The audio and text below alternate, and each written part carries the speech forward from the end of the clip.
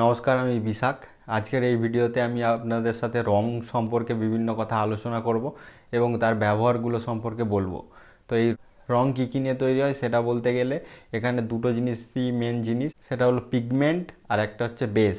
এই পিগমেন্ট মানে রঙের দানা বা গুঁড়ো, আর এখানে বেস মানে যেটা দিয়ে রঙটা তৈরি হয়, সেটা জল হতে পারে, সেটা তেল হতে পারে।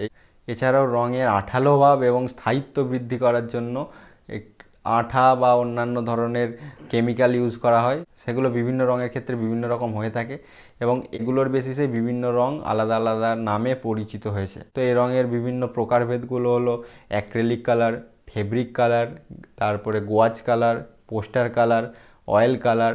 এছাড়াও যেগুলো দিয়ে বাচ্চারা ছবি আঁকে, যেমন অয়েল প্যাস্টেল। বাকিগুলো যেমন আপনার লিকুইড ফর্মে থাকে, এটা হার্ড ফর্মে থাকে। যদি আমরা প্রতিমা রঙের কথা আলোচনা করি, সেক্ষেত্রে যেসব জিনিসগুলো আসে সেগুলো হচ্ছে তেঁতুল বীজের আঠা এবং ডাস্ট কালার বা পাউডার কালার, আর হচ্ছে স্টেনার, তারপর অ্যাক্রেলিক কালার অথবা পোস্টার কালার অথবা টেরাকোটা কালার। যদি আপনারা ডাস্ট কালার আলাদা আলাদা রকমভাবে কিনে সেগুলোর সাথে তেঁতুল বীজের আঠা মিশিয়ে যদি রং না করতে চান, সেক্ষেত্রে এই স্টেনারের অপশানটা আপনারা পেয়ে যাবেন। যেমন সাদা রং প্রথমে প্রাইমার করতে কাজে লাগে, সেই রকমই সাদা রংটাকে রেডি করার পরে বিভিন্ন কালারের স্টেনার পাওয়া যায়। তো এই স্টেনারগুলোকে অ্যাড করে করে বিভিন্ন রকমের রং আপনারা তৈরি করে নিতে পারেন এবং তার সাথে এই তেঁতুল বীজের আঠা যেটা তৈরি করছেন সেটাকে মিশিয়ে নেবেন, তাহলে আপনারা রেডি করে নিতে পারবেন পুরো রঙটা। আর বাকি যদি আপনারা আলাদা আলাদা রঙের পাউডার কিনে তার সাথে আপনারা তেঁতুল বীজের আঠা মিক্সড করে রং করতে চান, আপনাদের কাছে সেই রাস্তাও খোলা রয়েছে।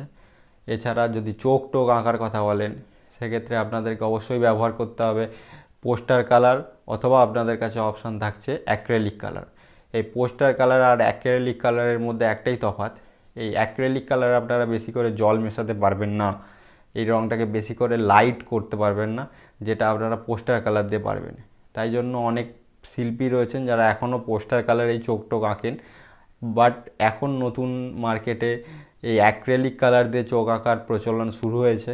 যদি আপনারা পোস্টার কালার দিয়ে চোখ আঁকতে চান, সেক্ষেত্রে আপনাদেরকে তার সাথে অবশ্যই ফেভিকল অথবা তেঁতুল বীজের আঠা অ্যাড করে নিয়ে তারপর চোখ আঁকতে হবে।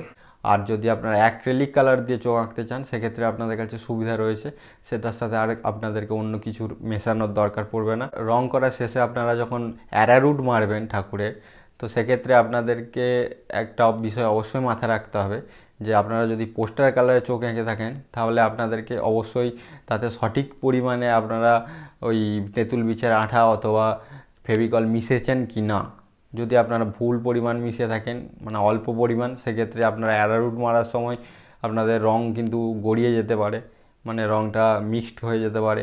তো আপনাদেরকে অবশ্যই সেই বিষয়ে সচেতন থাকতে হবে। যদি আপনারা সোনালি, রূপালি এবং তামাটে রং তৈরি করার কথা ভাবেন, তাহলে তার সাথে ডাস্ট পাউডারের সাথে অবশ্যই আপনাদেরকে বার্নিশ মিশিয়ে নিতে হবে এবং সেটাকে যদি আর একটু লাইট করতে চান, সেক্ষেত্রে আপনাদেরকে ওর সাথে একটু তারপিন মিশিয়ে নিতে হবে। তারপিন না থাকলে কেরোসিনও ইউজ করতে পারেন, খুব অল্প পরিমাণে করবেন, একটু বেশি দিলেই সেটা এতটা লাইট হয়ে যাবে যেটা আর ব্যবহারযোগ্য থাকবে না। এই সব রঙগুলো ব্যবহার করার আগে অবশ্যই সেই জায়গাগুলোতে অ্যারারুট আপনাদেরকে ব্যবহার করে নিতে হবে আগে থেকেই। অ্যারারুটটা শুকানোর পর তারপরেই আপনারা এই সোনালি, রূপালি রঙগুলো ব্যবহার করতে পারেন। এখন আবার বাজারে একটা নতুন অপশান আপনাদের কাছে খুলেছে, যেটা হলো ক্যামেল কোম্পানির গ্লস মিডিয়াম। এই গ্লস মিডিয়ামের সাথে এই সোনালি, রূপালি রঙগুলোকে মিশিয়েও আপনারা কাজ করতে পারেন। এছাড়াও আর একটা যেটা, সেটা হচ্ছে এই সোনালি, রূপালিরই আবার একটা অ্যাক্রেলিক কালারের ভার্সান পাওয়া যায়, সেগুলো আপনারা কিনে নিতে পারেন। যদি আপনারা প্রতিমার মধ্যে একটা ম্যাট ফিনিশ চান, সেক্ষেত্রে আপনারা এই অ্যাক্রেলিক কালারটাকে এড়িয়ে চলুন, তার জায়গায় আপনারা পোস্টার কালার ইউজ করুন, তাতে ম্যাট কালারের যে টাচটা সেটা অনেক ভালো আসবে। আরেকটি রং বাজারে নতুন নতুন প্রচলিত হচ্ছে, সেটা হচ্ছে টেরাকোটা কালার। এই টেরাকোটা কালারটা কাগজ, থার্মোকল এবং মাটির ক্ষেত্রেও ব্যবহার করা যায়। এগুলো ছাড়া অন্যান্য কোনো জায়গায় আপনি এই টেরাকোটা রং ব্যবহার করতে পারবেন না। তাই জন্য এই টেরাকোটা আর হচ্ছে অ্যাক্রেলিক কালার একই রকম ডিবে বা একই রকম পাউচে পাওয়া যায় বাজারে। তো সেগুলো অবশ্যই দেখে নেবেন যে এটা অ্যাক্রেলিক কালার না টেরাকোটা কালার। যদি অ্যাক্রেলিক কালার হয় তাহলে সেই অ্যাক্রেলিক কালার দিয়ে আপনি আরও অন্যান্য বিভিন্ন রকম কাজ করতে পারবেন। যেমন আপনি কোনো পাথরের প্রতিমাতে রং করতে পারবেন, বা কোনো পিতল বা অন্যান্য ধাতুর প্রতিমাতেও রং করতে পারবেন। বাট টেরাকোটা কালারটা দিয়ে কিন্তু সেটা সম্ভব নয়। আর টেরাকোটা কালারের আর একটা বিশেষত্ব হচ্ছে এই কালার কিন্তু একটু বেশি গাঢ় প্রকৃতির হয়, তো সেক্ষেত্রে আপনাদেরকে জল মিশিয়ে মিশিয়ে বেশি কাজ করতে হবে। পাথর অথবা অন্যান্য ধাতুর প্রতিমা রং করার ক্ষেত্রে আপনারা তেল রঙও ব্যবহার করতে পারেন। তেল রঙটাই সবথেকে বেশি টেকসই হবে অ্যাক্রেলিক কালারের থেকে বেশি। বাট অ্যাক্রেলিক কালার দিয়ে আপনি অনেক সহজে কাজটা করতে পারবেন, সেই কারণে অ্যাক্রেলিক কালারও অনেক বেশি ব্যবহার করা হয়। বাট যদি টেকসইয়ের কথা ভাবতে চান তাহলে অবশ্যই তেল রং ব্যবহার করবেন। আরেকটি বিষয় নিয়ে লোকের মধ্যে অনেক কনফিউশন থাকে, সেটা হচ্ছে পিডিলাইট কোম্পানির যেসব রঙগুলো পাওয়া যায় সেগুলোর নাম হচ্ছে ফেভিক্রিল। তো এই ফেভিক্রিলের যেসব অ্যাক্রেলিকগুলো পাওয়া যায় সেগুলোকে লোকে ফেব্রিক কালার বলে ভেবে থাকে। তো এটি অ্যাকচুয়ালি ফেব্রিক কালার না, এটি অ্যাক্রেলিক কালার। ফেব্রিক কালারগুলো হচ্ছে আলাদা হয়, সেগুলো জামা কাপড় অথবা কাঁচের ওপর রং করতে ব্যবহার করা হয়।